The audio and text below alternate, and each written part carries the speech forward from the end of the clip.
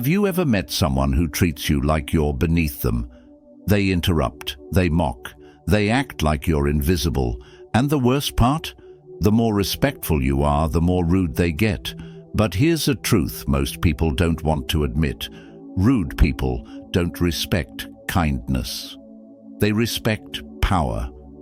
Not power in the loud, aggressive sense. I'm talking about the calm, unshakable presence that flips their attitude without saying much at all. Because here's the secret. You don't need to argue. You don't need to raise your voice. And you definitely don't need to stoop to their level.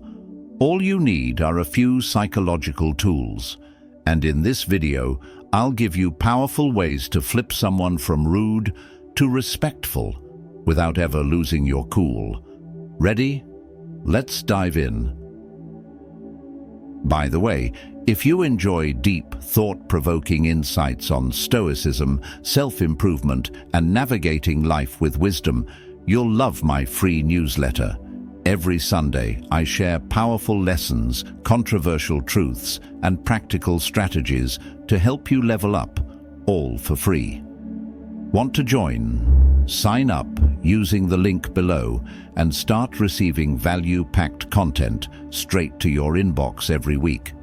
And if you're a brand looking to sponsor my content and reach a highly engaged audience, feel free to reach out via my email in the description. Let's create something impactful together. 1. Stay calm, especially when they're not. Let's be real. Most people completely lose their composure the moment someone disrespects them.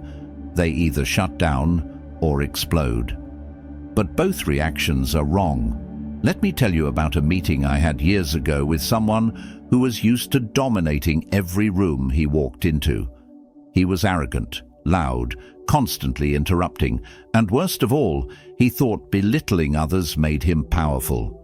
He cut me off mid-sentence, raised his voice, leaned in like he was trying to intimidate me. Now, don't get me wrong, I wanted to fire back. I felt it in my chest. That burning feeling when someone steps on your dignity and expects you to take it. But instead, I took a deep breath. I leaned back in my chair, and I looked him straight in the eye without saying a word. He kept going, louder now, getting emotional, trying to provoke a reaction. Still, I said nothing. Then I calmly replied, "Are you finished yelling? Or do you still need a few more minutes to get it all out?" Dead silence. The room shifted. Everyone suddenly saw what I saw. This man wasn't powerful, he was just loud. And loud isn't the same as strong. Here's the harsh truth no one talks about. People who try to dominate you with rudeness are secretly hoping you'll react emotionally. Because once you do, they've won. They pulled you down to their level, where they're more comfortable, where their noise masks their insecurity. But if you stay calm, if you stay centered, you expose them. And nothing terrifies an insecure person more than someone they can't shake. Now, most people will say things like, "But if I don't defend myself, I'll look weak." That's ego talking. True strength isn't loud. It's not reactive. It's composed. Because composure shows you're not controlled by other people's emotions. And when you stay calm while someone else is losing control, you flip the entire power dynamic. You don't fight for respect. You command it, without saying much at all. It's controversial, but let me say it clearly. If someone's rudeness can control your energy, your emotions, your day, they own you. Think about that. I've had people scream at me, insult me, try to humiliate me in front of others. And I've learned this one truth that's never failed me. The calmer person controls the room. Always. Because calmness isn't weakness. It's discipline. It's strategy. It's psychological dominance. There was a time when I thought clapping back or proving a point made me strong. But over time, I realized the strongest people I've met The ones who truly held power, they barely spoke, and when they did, every word was measured, deliberate, intentional. They didn't need to raise their voice, because their presence was louder than any insult thrown at them. So if you want to flip a rude person into a respectful one, don't meet them with equal aggression. That's what they expect. That's where they thrive. Instead, confuse them, disarm them, stay calm, stay still, watch them unravel. That's real power. That's how you shift the energy in a room. And that's how you go from being disrespected to being unshakable. 2. Use their name. Often, this one sounds so simple, most people brush it off. Use their name? That's it? Yes. But don't underestimate the psychology behind it, because a person's name is the one word they've been trained to respond to since birth, and it does something powerful in the subconscious. I remember sitting across from a guy once, rude, dismissive, thought he was the smartest person in the room. He wouldn't even look me in the eye. He kept glancing at his phone like I was wasting his time. Now, I could have matched his coldness with my own, but I didn't. Instead, I leaned into the power of subtle control. I said, "Hey Derek, I know you're probably swamped today, but I want to make this quick." When he interrupted me again, I said, "Totally hear you, Derek. Let me just finish this thought, and I promise I'll listen fully." When we wrapped up, I smiled and said, "Appreciate your time, Derek." I know it wasn't convenient. By the end of that meeting, his posture had changed, his tone softened. He even said, "Let's reconnect next week. I liked your approach." All I did was use his name over and over and over, but not in a robotic way, genuinely, respectfully, and strategically. Here's what's really going on underneath the surface. When you use someone's name, you're doing 3 things. You're reminding them they're not just an object in your way. You see them. You're making it personal. It's no longer 2 people clashing. Now it's you and them, face to face. You're subtly claiming power. Why? Because the one who addresses names sets the tone. Here's a controversial idea. Most rude people aren't actually confident. They're defensive, insecure, closed off. But when you call them by their name, it breaks that armor. It forces a crack in their "I'm better than you" wall. Try this. Next time someone's being passive-aggressive or distant, just say their name, warmly but firmly. "James, I can see you're not loving this conversation, but hear me out." Or, "Vanessa, you've got every right to feel that way, but let's keep it respectful." You're not being fake. You're being deliberately personal. And here's the truth. People don't change behavior when they feel challenged. They change behavior when they feel seen. Why does this work so well? Because a name is the quickest shortcut to identity. It's like saying, "I know who you are. I'm not just talking to a body, I'm talking to you." Even the rudest person wants to feel like they matter, even if they don't say it out loud. So when you use their name, you're disarming their ego. You're taking control of the interaction without aggression, and slowly, they begin to soften, to engage, to respect. And here's the bonus twist. When you use their name, they're more likely to remember yours. Why? Because now it's not just another conversation. It's a moment where they felt acknowledged, even if they didn't deserve it. In their mind, you stood out, not because you out-yelled them, but because you outclassed them, with precision. So no, this isn't some manipulative trick. It's a reminder, connection beats conflict, and something as small as a name can completely change the tone of the room. You don't have to raise your voice. You don't have to win the argument. You just have to remind them, in the middle of their rudeness, "I see you, I hear you, and I won't play your game." That's how you stay in control. That's how you get their respect. One name at a time. 3. Ask them for a favor. Now, this one's going to sound completely backward. Ask a rude person for a favor? Are you insane? That's what I used to think too, until I saw how effective it really is. Let me tell you about a co-worker I had a few years back. We'll call him Alex. He was cold, dismissive. Every conversation with him felt like walking on broken glass. He rolled his eyes when I spoke, acted like everything I said was beneath him, and refused to acknowledge any idea that didn't come from his brain. I tried everything. Kindness didn't work. Direct confrontation made things worse. Silence, he just filled it with condescension. Then one day, instead of avoiding him, I asked him for a small favor, nothing major, just this. Hey Alex, I noticed you're great with spreadsheets. I'm stuck on something. Mind giving me 2 minutes of your time? He looked at me like I was speaking Martian, but he agreed. And those 2 minutes changed everything. He explained the solution, and I genuinely thanked him. Later that week I followed up. Hey, that thing you showed me really helped. Appreciate it. After that, he started greeting me in the hallway. He even asked me for my input during a team meeting. Same guy who used to ignore me like I didn't exist. Why did this work? Because of something called the Ben Franklin effect. Here's the psychology behind it.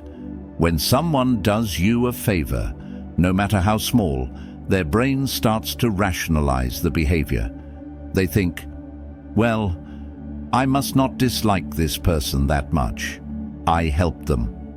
This creates cognitive dissonance, and to resolve it, their mind rewrites the story they've been telling themselves about you. Now, here's the controversial part. You don't flip rude people by giving them favors. You flip them by asking for one. Why? Because when they help you, they invest in you. And people are less likely to disrespect what they've invested in. It makes them feel useful, important, valuable. It's ironic. Rude people are often the most insecure. They act arrogant because deep down they're afraid of not mattering. So when you ask for their help in a way that makes them feel competent, you're speaking to their core wound and healing it without saying a word. Let's take this deeper. When you ask someone for a favor, you're not just trying to get them to like you.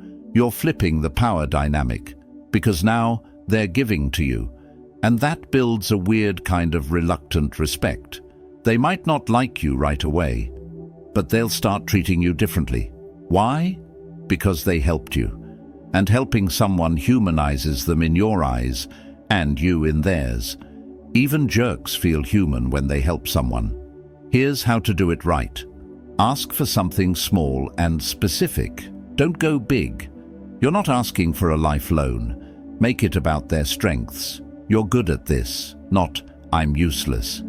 Show appreciation afterward, but don't overdo it.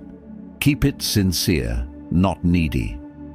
Example: Hey Sam, I noticed your presentations always hit hard. I'm reworking mine. Mind sharing what you usually focus on. That's it. That's the shift.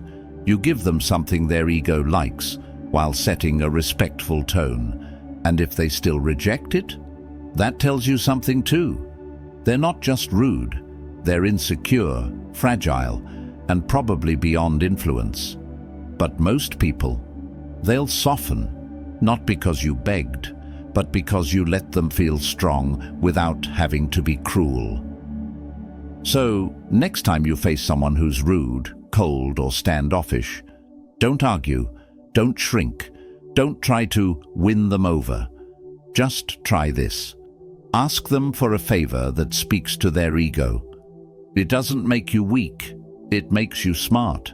Because flipping someone from rude to respectful isn't about proving who's better.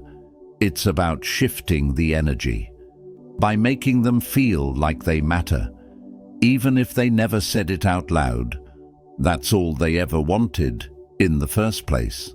4. Ask them for their advice. This one is counterintuitive, which is exactly why it works so well, because nothing confuses a rude person more than being asked for their wisdom. Let me tell you a quick story. I once worked with this woman named Carla.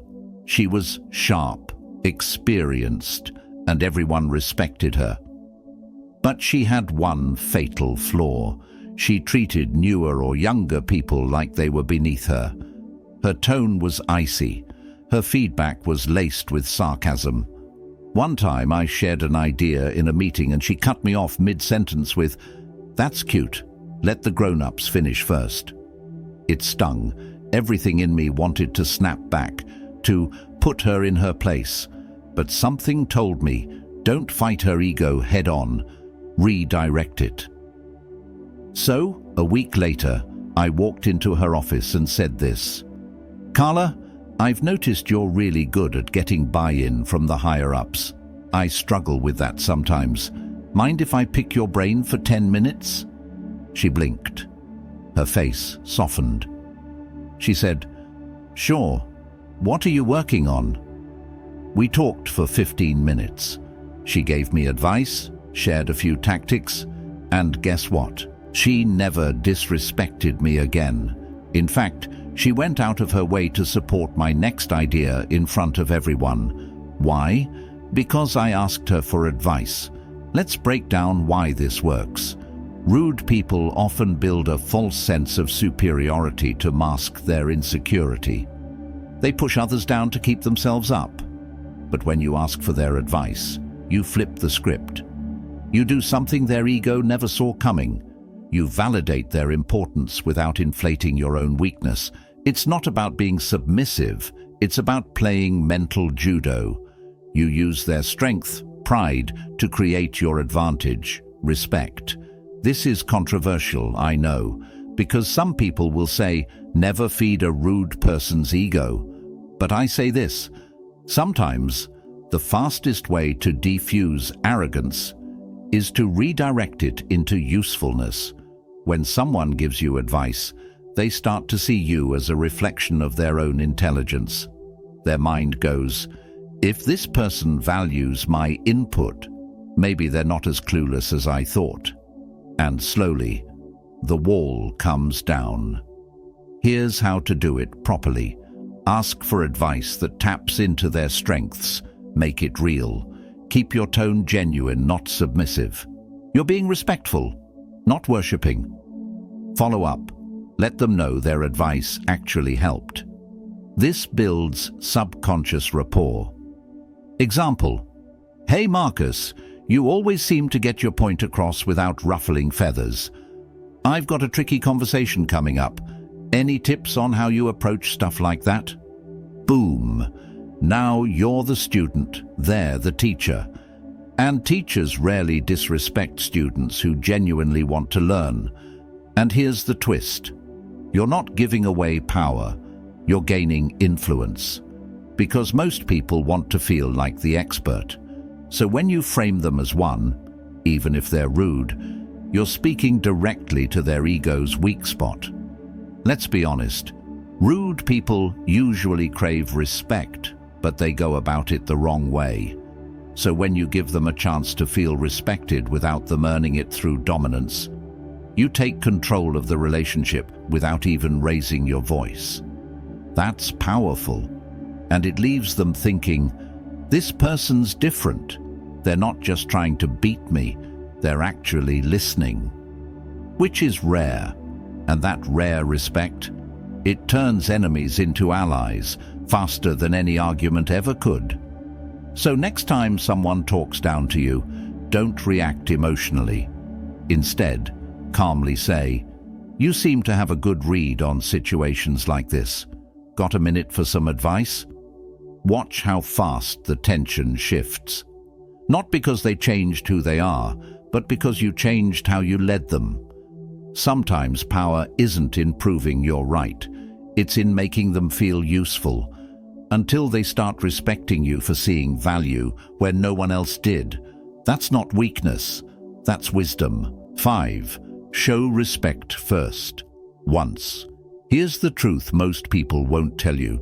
If you want to flip someone from rude to respectful, you have to be the first to show respect, but only once. That word, once, matters more than you think. Let me explain with a story. A few years back, I met this guy named Victor at a local networking event. He walked around like he owned the room, didn't smile, didn't listen when others spoke, and when he introduced himself to me, he looked past me like I was just a stepping stone in his climb to something bigger. The old me would have rolled my eyes and walked off, but I tried something different. I gave him one moment of genuine respect. I said, "Hey Victor, I've heard a bit about your work. Impressive stuff. I'd actually love to hear what you're focused on right now." He raised an eyebrow, almost confused. Because rude people? They expect resistance. They're waiting for you to challenge them. So, when you respond with calm, composed respect, it disarms them. Victor relaxed a bit, told me what he was working on, and for a moment, we had a decent human conversation. But here's the key. I didn't keep showering him with validation. I didn't turn into a bootlicker or a fanboy. I gave respect once to set the tone. After that, I treated him like an equal. And guess what? That one gesture was enough. He never disrespected me again. So here's the deep principle behind this. Respect is most powerful when it's rare, honest, and intentional. Rude people thrive on either power or resistance. They either want you to fear them or fight them. But when you offer them respect without being weak, it throws their entire script off. They don't know whether to dominate or mirror you. And more often than not, they mirror. That's human nature. We follow emotional tone. If you give them a calm, composed dose of respect just once, it often plants the seed that changes how they interact with you going forward. But now, let's talk about the controversial part. Keep giving respect after they disrespect you? That's not kindness. That's a power leak. The more you reward someone's rudeness with politeness, the more you train them to walk all over you. This isn't about being fake. It's about being strategic. You show respect once to establish your standard. And then you watch. If they meet you at that level, good. If they don't, you step back, not lower. You see, there's a dangerous narrative floating around today that being endlessly nice is somehow virtuous, but niceness without boundaries is self-betrayal.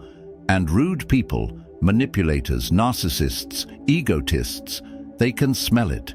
They exploit politeness like wolves sniffing weakness in a herd. Here's how to do this in real life. Give a compliment once. Make it real, not flattery. Acknowledge their strengths, then hold your ground. If they cross the line, you don't clap back. You go silent. You don't need to bark to show strength. You just need to show you're not afraid of distance. That kind of silence, it's louder than any insult. So remember this. Yes, offer respect first, but do it like a king greeting another king, not a servant begging for approval. Because when you show respect with strength, not fear, you give them a choice. They can rise to your level or be left behind. You don't need to yell. You don't need to prove yourself. You just need to show, once, what kind of energy you bring. After that, let their response decide the next move. 6. Ask deep questions. Here's a wild truth about human behavior. Rude people often act superior to avoid being seen. They mock, interrupt, or dominate because deep down, they're terrified of being emotionally exposed. That's where deep questions come in. They're not just a way to bond, They're a psychological trapdoor, one that catches people off guard in the best way. Let me tell you a story. I used to work with a guy named Jay. On the surface, Jay was unbearable, arrogant, dismissive, always had something sarcastic to say. He rolled his eyes in meetings, cut people off, thought he was smarter than everyone else. At first, I avoided him, but then one day, while we were working late on the same project, I asked him this, completely unplanned. Do you actually enjoy this stuff, or is there something else you wish you were doing? That was it. Just a curious, honest, deep question. And for the first time, Jay went quiet. Not annoyed, not sarcastic, just thoughtful. He said, "Honestly, I wanted to be a writer, but I couldn't make it work. This job pays the bills." And just like that, I saw the real human underneath the armor. From that moment on, his tone with me changed. He didn't joke at my expense anymore. He listened more. He even asked me for feedback on things he'd normally ignore. So why did that work? Because deep questions bypass the ego. They hit the heart. They get under the performance. And they remind rude people that they're still human, even if they forgot it. See, shallow people thrive in shallow conversations. But the moment you raise the depth of the conversation, they either have to rise with you or be exposed for how hollow their act really is. That's why this move is powerful, but controversial. Because some people will say, you shouldn't try to connect with someone who's disrespectful. Let them rot. But here's the twist. This isn't about making them feel better. It's about flipping the power dynamic without raising your voice. You take control of the room by taking control of the conversation. And when you ask deep, sincere questions, you force a rude person to drop the act or reveal that they have nothing behind it. Here are a few powerful questions you can use. What made you want to get into this line of work? What's something most people misunderstand about you? What's been the hardest part of your journey so far? These are not small talk. They're mirrors, and rude people aren't used to being handed one. They expect sarcasm, silence, or passive aggression in return. But when you ask something that makes them pause and reflect, they start seeing you as someone who operates on a deeper level.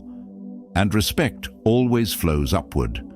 But be warned, this only works if your tone is genuine, not manipulative. Ask because you're curious, not because you're trying to fix them. And most importantly, if they give you nothing, don't push. Some people aren't ready for depth, and that's okay. You walk away knowing you tried something powerful without stooping low. That's emotional strength. So next time someone's acting like they're too cool, too busy, or too cold, don't match their surface energy. Go deeper. Ask a question they don't expect, and you just might uncover the story behind the sarcasm. Because the truth is, the rudest people are often the ones with the most pain, hidden beneath years of emotional armor, and sometimes one question is all it takes to crack it. 7. Flip the question back on them. Let me teach you one of the most underrated power moves in human interaction. When someone rude asks you something loaded, condescending, or judgmental, flip it right back on them. Not with attitude, not with sarcasm, but with cold, calm curiosity. It's disarming. And trust me, it puts them on edge faster than any insult ever could. Let me paint the picture. I once worked under a manager named Lisa, one of those people who pretended to be curious, but always asked questions like they already had the answer. She'd ask things like, "You're sure that's the best you could do with this project? Is that really how you chose to format this? You think this is good enough for the client?" You know the type. Every question is really a disguised insult. At first, I used to defend myself. I'd try to explain, justify, soften my tone, anything to keep the peace. But one day, I stopped playing her game. She said, "You really think this structure makes sense to the client?" And I calmly responded, "Do you think it doesn't?" Boom. Silence. That moment changed everything, because rude people thrive on emotional imbalance. They ask you sharp questions to put you on the defensive, to assert dominance. But when you flip the question back, you shift the spotlight. Now they have to justify themselves, and most of them aren't used to that. Here's why this works.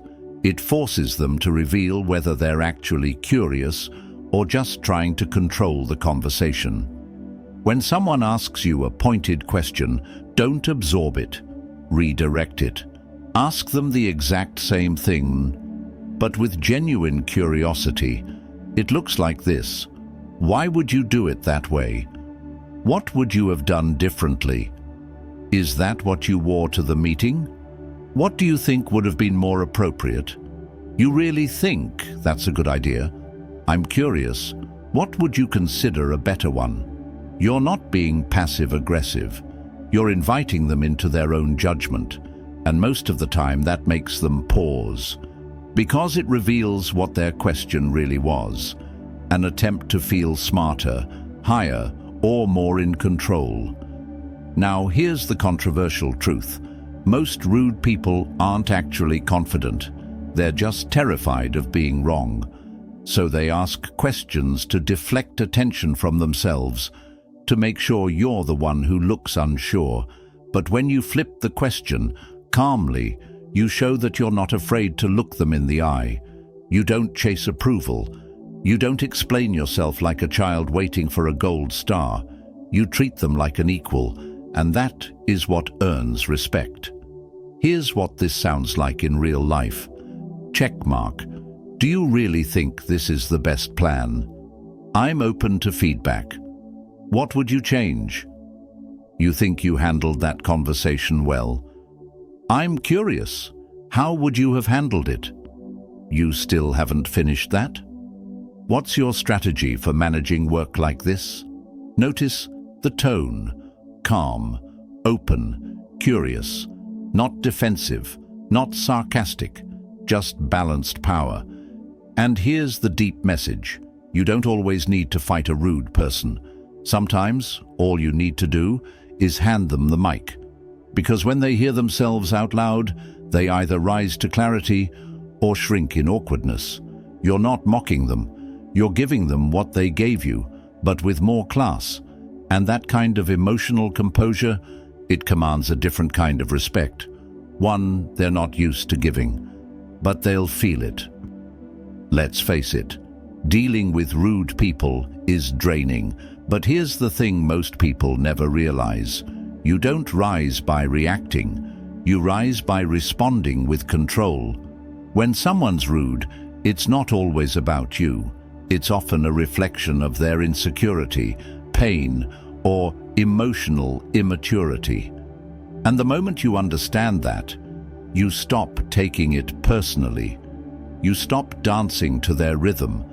You start leading the interaction, not with aggression, but with subtle power.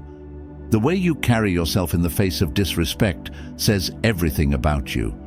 It tells the world, I don't need to shout to be heard. I don't need to fight to win. Whether you flip the question back, ask something that hits deeper, or simply remain calm when they expect you to explode, you are sending a message. I'm not here to compete for respect. I already own mine. And that shakes people. Because when you stop playing their petty emotional games, when you flip the power dynamic with poise, curiosity, and clarity, you don't just gain their respect.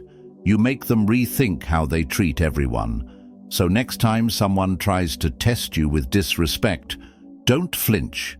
Flip it. Shift it. Own it. Because the strongest person in the room is usually the quietest one who knows exactly what they're doing.